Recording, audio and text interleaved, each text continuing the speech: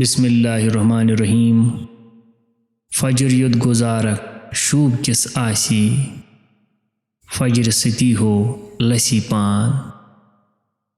فجر یود گزارک شوب کس آسی، فجر ستی ہو لسی پان۔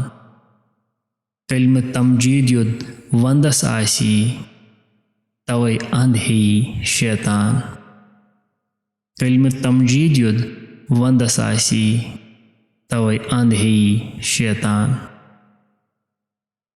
حضرت شیخ العالم رحمۃ اللہ تعالیٰ فرماتے ہیں، میرے عزیز، وقت پر نماز فجر ادا کرو گے تو نہ صرف تمہاری شان و شوکت اور ظاہر و باطن وقار میں بہت اضافہ ہوگا، بلکہ نماز فجر کی برکت سے تمہارا جسم بھی صحت مند رہے گا۔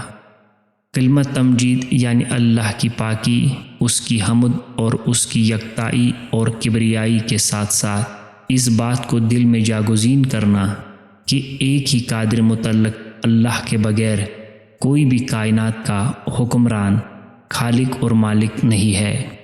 اس یقین پر جم کے رہو، شیطان تم سے دور بھاگے گا۔